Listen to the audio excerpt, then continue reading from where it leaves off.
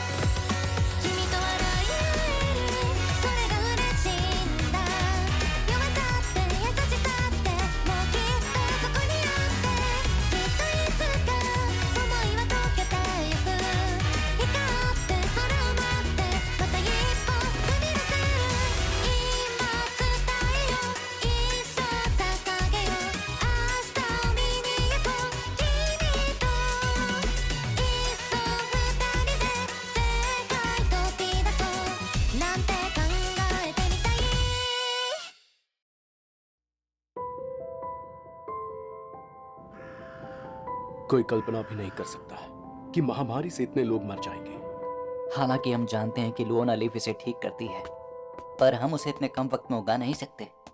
फिलहाल इस बीमारी का कुछ किया नहीं जा सकता है। मैं हाथ जोड़ता हूँ महाराज। सिर्फ यही एक चीज है जिससे मेरी पत्नी की जान बच सकती है। मुझे कुछ लुओना लीफ दे दीजिए महाराज। मार्कस नॉचिस इस वक्त यहाँ? इनकी पत्नी भी इस महामारी की चपेट में आ गई है। लेडी बाटिया ने भी अपने पत्र में इस बारे में लिखा था। हाँ, अब याद आया। इनके परिवार में किसी को ये बीमारी हो गई है, फिर भी ये महाराज के पास चले आए। क्या ये देश को बर्बाद करना चाहते हैं? सुनिए मार्कस, बात को समझिए। देश में इतने ज्यादा लोग बीमार हो रहे हैं, ऐसे में मैं अपने सहायकों को खास सुविधा नहीं दे सकता। एक बार फिर सोच लीजिए। मैं विनती करता हूँ महाराज। मेरी पत्नी मर्शिया मौत के दरवाजे पर खड़ी हुई है महाराज।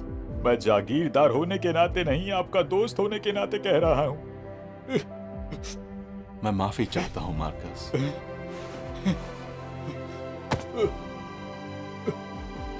मैं तुम्हें लुओना लीफ नहीं दे सकता, लेकिन हमसे जो बन पड़ेगा हम करेंगे। तुम बस हिम्मत बनाए रखो।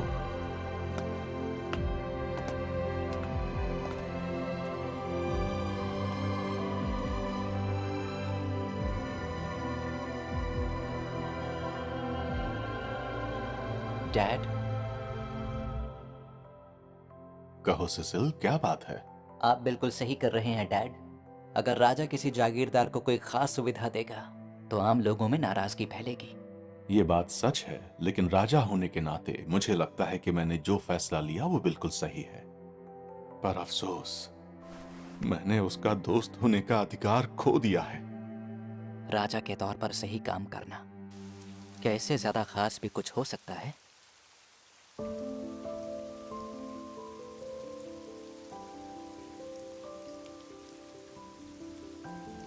ये सब क्या हो गया? मार्कस नॉचिस, मिस बाटिया। युवराज, ये सुनकर बहुत ही अफसोस हुआ। अगर तुम्हें किसी भी तरह की मदद चाहिए हो तो मुझे बता देना, मैं हमेशा तैयार रहूंगा। मैंने राज परिवार की सेवा में जीवन लगा दिया और उसका ये फल मिला मुझे। पिताजी। बाटिया, चाहे कुछ हो जाए तुम्हें रानी बनना होगा। फिर चाहे कुछ भी हो वो सबसे पहले तुम्हें ही बचाएंगे और ऐसा करने के लिए मैं कुछ भी करूंगा।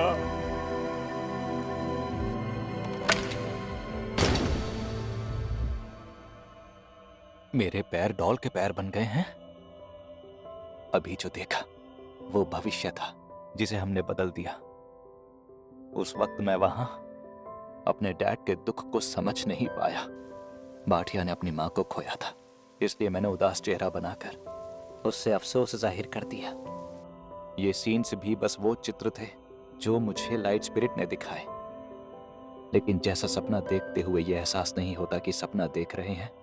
इस समय का मैं उस भविष्य के मैं से मिल रहा हूं जो हो सकता था। मुझे इससे नफरत है। ये मैं नहीं हूं। मेरी कर्माहट, वो भावनाएं जो मुझ में आ गई थी, बाटिया, उन्हें मुझसे दूर मत ले जाओ। ये आपको कैसा लगा लेडी बाटिया? आप बहुत सुंदर और प्यारी लग रही हैं। मुझे बिल्कुल पसंद नहीं आया। क्या चाहती हो? युवराज के साथ पहली बार सोसाइटी में जाने पर मैं अच्छी ना दिखूं? वहाँ इतने लोग होंगे, मैं ऐसे नहीं जा सकती। क्या हो गया बाटिया? पिताजी, ये मेड किसी काम की नहीं है। ये मुझे शर्मिंदा करने की कोशिश कर रही थी। ओ, क्या सच में ऐसा है? तुम्हारी इतनी हिम्मत? अब से यहाँ आने की जरूरत नहीं। अपना चेहरा दोबारा कभी मत दिखाना हमें। क्या हुआ? मैं आपसे माफी चाहती हूँ। युवराज सिसिल। ओ हेलो मिस बाटिया, आखिर हुआ क्या? तुम्हारी मेड यहाँ से रोती हुई क्यों गई है? दरअसल वो बहुत लापरवाह हो गई थी, इसीलिए उसे निकाल दिया। अपनी पत्नी की मौत के बाद से मार्कस में बहुत बदलाव आ गया है। वो सिर्फ मिस बाटिया के साथ ही प्यार से पेश आते हैं। मैंने सुना है वो दिन ब दिन बहुत घमंडी होती जा रही है, लेकिन उसकी परवाह छोड़ दीजिए, हमें पहली बार एक साथ जाना है। मैं थोड़ी घबरा रही हूँ। और युवराज, मैं इंतजार में हूँ कि आप आएंगे और मुझे ले जाएंगे। क्या सच में? मिस बाटिया, तुम्हें बिल्कुल भी घबराने की जरूरत नहीं है। सब कुछ मुझ पर छोड़ दो तुम। ठीक है, मैं ऐसा ही करूँगी। अच्छा ठीक है, फिर मिलते हैं। जरूर। फिलहाल तो ये पूरी तरह से मेरे काबू में है। तो जब तक ये कोई बड़ी परेशानी खड़ी नहीं करती, इससे एंगेजमेंट तोड़ना मुश्किल होगा। यानी कुछ नहीं करना है। पिछले कुछ दिनों से रोशनी कम लग रही है। आज धूप बहुत अच्छी खिली है।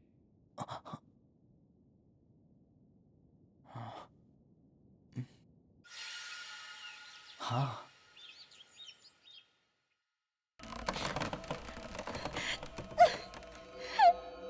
मुझे माफ कर दो, मुझे माफ कर दो, माफ कर दो। मैं वादा करता हूँ कि तुम खुश रहोगे। युवराज, मेरे ख्याल से वक्त हो गया है। हाँ। जेनो, आपने बूके तैयार कर लिए? बिना किसी परेशानी के। अगर मैं जाऊंगा तो शायद बोर हो जाऊंगा, और अगर अपनी फियांसे की टी पार्टी में नहीं जाऊंगा तो बाद में परेशानियां ही होंगी। रुक जाओ।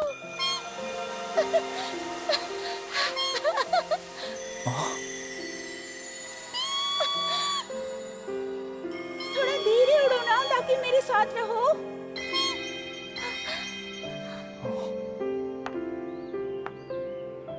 तुम्हें इतनी दूर तक नहीं उड़ना चाहिए। अजीब बात है, पक्षी को पिंजरे में रखने की बजाय इसने उसे आजाद छोड़ा हुआ है। क्या तुम यहाँ नई स्टूडेंट हो? तुम मुझसे पूछ रहे हो? सही कहा। तुम टी पार्टी में नहीं जा रही हो क्या? मैं यहाँ बहुत दूर के गांव से आई हूँ, इसलिए किसी को नहीं जानती हूँ, और इसीलिए पीचैन और मैं देख रहे हैं कि स्कूल में क्या क्या है। पीचैन? ये पक्षी का नाम है क्या? जेनो, समझ गया। स्कूल में मैं तुम्हारा स्वागत करता हूँ। यहाँ एडमिशन की बधाई हो। आपका बहुत बहुत शुक्रिया।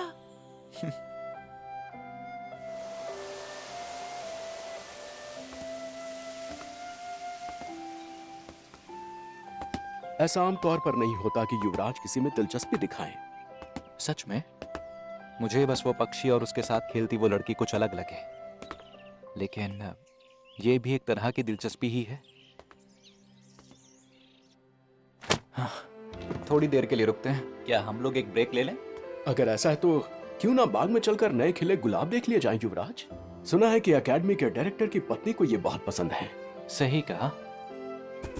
मैंने कभी ये राय नहीं दी है कि कौन कौन से फूल लगने चाहिए। माली ही सुंदर से सुंदर फूल लगाते हैं और उनका ध्यान रखते हैं, इसलिए कह सकते हैं कि वही बाग को सुंदर बनाते हैं। जैसी उम्मीद थी वैसी ही सुंदरता देखने को मिल रही है। आखिर सब लोग फूलों को देखकर इतने खुश क्यों होते हैं?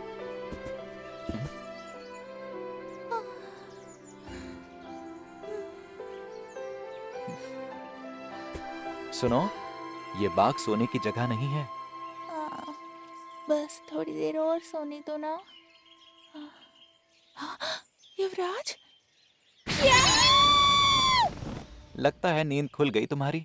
किसी लड़की को अपना सोता हुआ मासूम चेहरा ऐसे नहीं दिखाना चाहिए। पेड़ के नीचे बहुत अच्छा लग रहा था, इसलिए थोड़ा सुस्ताने लगी थी मैं। अपनी इस हरकत के लिए मैं सच में बहुत शर्मिंदा हूँ। नहीं, बल्कि तुम्हारी वजह से मुझे कुछ अलग देखने को मिला। क्या? एक लड़की झटके से पीछे हटती हुई। क्या तुम भी यहाँ पर गुलाब देखने आई थी?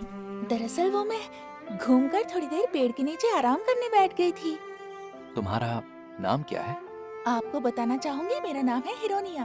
पूरा नाम है हिरोनिया इंदिरॉन। और मेरा नाम है सिसिल ग्लो अल्फास्ता। मिलकर अच्छा लगा मिस हिरोनिया। तो तुम्हारा नाम भी सिसिल है? ये तो वही नाम है जो क्राउन प्रिंस का है। असल में ये तो क्राउन प्रिंस का पूरा नाम है। मैं वही तो हूँ। एंट्रेंस सेरेमनी में मैंने स्पीच दी थी, भूल गई? मेरे इस व्यवहार के लिए मुझे माफ कर दीजिए। फिर से? असल में एंट्रेंस सेरेमनी में मैं बहुत पीछे बैठी हुई थी, इसीलिए सिर्फ आपकी आवाज सुन पाई, चेहरा नहीं देख पाई थी। अगर अब याद आ गया है तो भी ठीक है, कोशिश करके देखता हूँ। मैं तुम्हें माफ कर दूं। इसके लिए बाग का एक और चक्कर लगाना चाहोगी? क्या? मैं यहाँ खिले हुए गुलाब देखने आया था। साथ मिलकर देखेंगे तो अच्छा लगेगा। अगर आप मुझे ले चलेंगे तो मैं जरूर चलूंगी। वैसे भी मेरे पास कैंपस में करने के लिए कोई काम नहीं है और हर दिन बोरियत भरा बीतता है।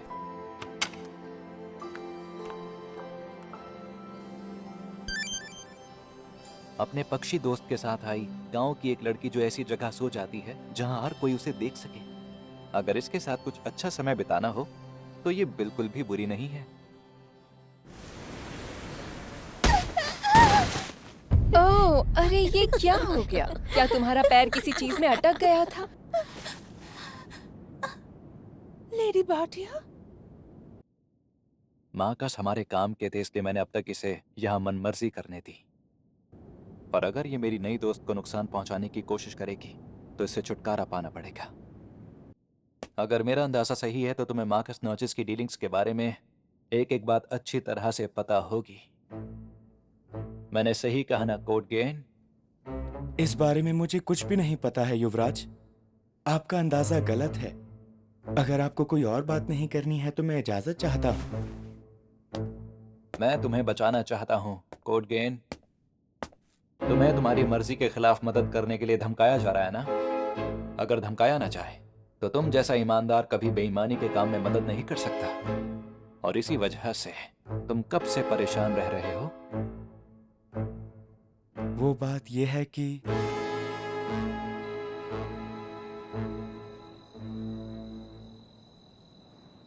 इस वक्त यहाँ पर आने के लिए आपका बहुत शुक्रिया मिस हिरोनिया। बताइए युवराज, कैसे हैं आप? मैंने ध्यान ही नहीं दिया और तुम सुंदर और जवान हो गई। हाँ? जब हम पहली बार मिले थे तो तुम अपने पक्षी के पीछे भाग रही थी, और अगली बार जब मैंने तुम्हें देखा तो तुम बाग में पेड़ के नीचे सो रही थी। वो बहुत पहले की बात है, प्लीज भूल जाइए।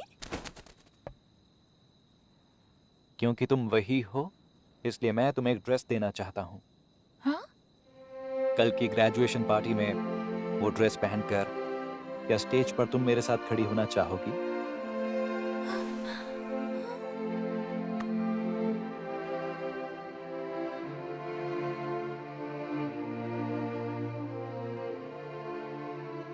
लेकिन युवराज के साथ तो लेडी बाटिया है। नहीं, मैं अपनी इन भावनाओं को नहीं बदल सकती। चाहे इनकी वजह से मेरी लेडी बाटिया से अनबन हो जाए। युवराज सिसिल, मैं आपसे बहुत प्यार करती हूँ, बहुत ज्यादा।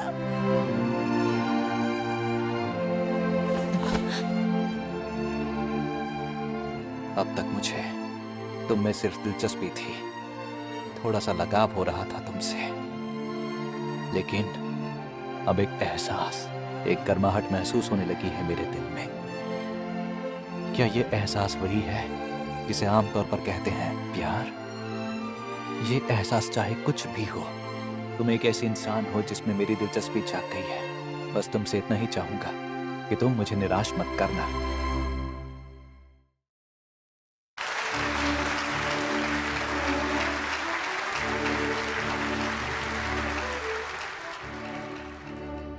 इस मौके पर मैं अपने सारे अधिकार अगले साल के स्टूडेंट काउंसिल प्रेसिडेंट को सौंप रहा हूं।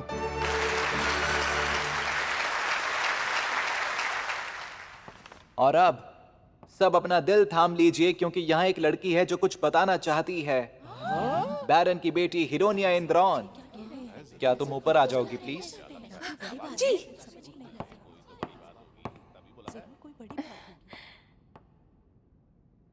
ये कल रात की बात है। मार्कस की बेटी बाटिया ने मुझे सीढ़ियों से धक्का देने की कोशिश की थी। इसके अलावा मुझे स्टोरेज रूम में भी बंद कर दिया था और उसने कभी-कभी दूसरों से भी मुझ पर हमला करवाया। मैं हैरान हो रही थी कि तुम क्या कहोगी, लेकिन मुझे इनमें से कुछ भी याद नहीं है। पहले मैंने भी इसकी बात पर आधा विश्वास किया था, लेकिन अब इस बात के मेरे हाथ में सारे सबूत आ गए हैं। और बाटिया ने सिर्फ मिस हिरोनिया को ही परेशान नहीं किया। सही कहा, मेरी तरह कई लड़कियों से रैंक की वजह से भेदभाव हुआ या उन्हें परेशान किया गया। ऐसी लड़कियां हैं। प्लीज सब बताओ, बोलने की हिम्मत जुटाओ। हाँ, मुझे भी परेशान किया था। ये सारी लड़कियां। बहुत ही शर्म की बात है मिस बाटिया। तुम अपनी सफाई में कुछ कहना चाहोगी? तो क्या हुआ? चलो मान लेते हैं कि ये सारे सबूत असली हैं। तो अब इससे फर्क क्या पड़ता है? मैं मार्कस की बेटी हूँ और आगे चलकर राज्य की रानी बनने वाली हूँ। इन छोटे रैंक वाले नोबल्स ने मुझे नाराज करके जो गुनाह किया है, क्या वो गुनाह बड़ा नहीं है? लेडी बाटिया, तुम ये सब। अगर ऐसा है तो मैं उससे तुम्हें छुटकारा दिला देता हूँ बाटिया। जिन लड़कियों ने यहाँ हिम्मत दिखाई, मेरे ख्याल से मुझे उनसे कुछ सीखना चाहिए। मैं युवराज सिसिल ग्लो अल्फास्ता, इस लड़की के पिता मार्कस डगलस इबिल नोचिस को अभी दोषी ठहराता हूँ। ये क्या हुआ? अरे इनको तो पिताजी! आपके पास इस बात का क्या सबूत है युवराज? मेरे पास काउंट व्लादिर और दूसरों के किए सभी अपराधों के सबूत मौजूद हैं। और हाँ, महाराज को भी इस बात की खबर है। ले जाओ इन्हें। बाटिया! नहीं पिताजी! और अगर तुम्हारे पिता अपराधी साबित हो गए तो मैं तुमसे किसी भी हाल में शादी नहीं कर पाऊंगा। यहाँ और अभी मैं घोषणा करता हूँ कि मैं बिस बाटिया इबिल नोचिस से अपनी सगाई तोड़ रहा हूँ। जरूर आपसे कोई गलती हुई है। मेरे पिता बेगुनाह है। रानी मैं ही बनूंगी, चाहे कुछ भी करना पड़े। आपके साथ मैं खड़ी होने वाली थी, मैं ही होंगी। युवराज, युवराज सिसिल!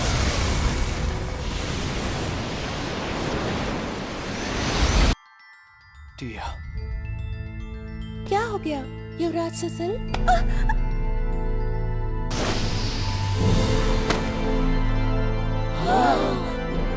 युवराज, तुम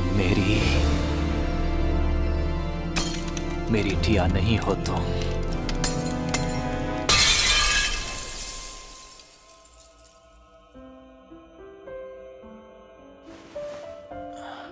क्या अब मैं उस भयानक सपने से बाहर आ गया हूं? मेरे दिल की वो गर्माहट जो मुझे लगा था कि चोरी हो रही है, वो यही है। ये वो दुनिया है जिसमें मेरी बाटिया रहती है। मैं खुश हूं, मुझे बहुत ज्यादा खुशी हो रही है। आइडिया मुझे बहुत सारे नए और अलग एहसास दिलाती है। तुम अब हार क्यों नहीं मान लेते हो? चाहे तुम मुझे जितने भी भ्रम दिखाते रहो, लेकिन अब मेरे दिल को नहीं बदल पाओगे। बेचैन, लेकिन क्यों? इसका शरीर पारदर्शी है, शायद ये गायब होने वाला होगा। ऐसा लगता है कि अगर ये चला गया तो मेरा भ्रम भी टूट जाएगा। हिरोनिया तुम्हारी पत्नी क्यों नहीं बन सकती? सब ऐसा ही रहे तो हिरोनिया अगली। मान जाओ, हिरोनिया को चुन लो ना। मैं माफी चाहता हूँ, मैं ये नहीं कर सकता। जो काम तुम दोनों ने किए हैं उनकी वजह से मैं उससे नफरत करने लग गया हूँ। वो हिरोनिया ने करवाए थे। उसने कहा था उसके भाग्य में तुम हो, इसलिए तुम उससे प्यार करोगे ही करोगे। हिरोनिया तो बस तुम्हें सही भविष्य की तरफ ले जाने की कोशिश कर रही थी। ऐसे शख्स से कौन प्यार करेगा जो अपनी इच्छा पूरी करने के लिए दूसरों को नुकसान पहुंचाए? ऐसा नहीं करते तो हिरोनिया को जिंदगी में कभी खुशी नहीं मिलती। तुम्हारी सोच गलत है, क्योंकि तुमने गलत काम किए इसलिए उसे भी खुशी नहीं मिल पाई है। अगर वो बदले हुए भविष्य को स्वीकार कर लेती और लोगों को अपने जैसा बनाने की पूरी कोशिश करती तो शायद वो वहां अकेली नहीं खड़ी होती। भले ही सब ऐसा ना होता जैसी उसे उम्मीद थी, लेकिन तब भी वो खुश जरूर रहती। लेकिन उसने अपनी हरकतों के बारे में कभी नहीं सोचा और तुम उसके घमंड को और बढ़ाते रहे। लेकिन मैं... हिरोनिया अपना सब कुछ खो चुकी है। ऐसे में अगर तुम गायब हो गए तो वो बिल्कुल अकेली रह जाएगी। हिरोनिया! हिरोनिया! तुम दोनों ने जिस गलत रास्ते को चुना था वो तुम्हें इस मोड़ पर ले आया है।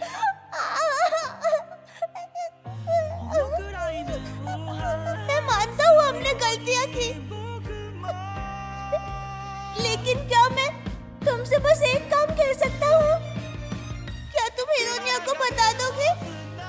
मुझे एतराज नहीं, कुछ ऐसे एहसास हैं जो तुम दोनों की वजह से मुझ में जागे। उससे कहना वो मुझे नहीं देख पाएगी, पर मैं हमेशा उसके साथ रहूंगा। मैं कह दूंगा।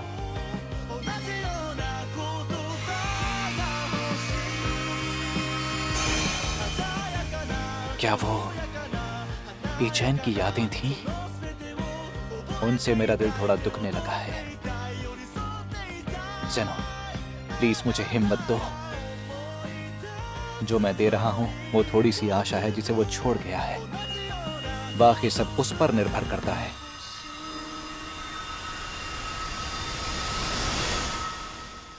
युवराज, युवराज सीसिल, क्या आप सुन पा रहे हैं मुझे? युवराज, आंखें खोलिए। आखिरकार मैं वापस आ ही गया। उठ जाइए, जल्दी से होश में आइए युवराज। अगर आप नहीं उठे तो lady Bhatia. An observation log of a self-proclaimed villainess and Cecil Glow Alfasta.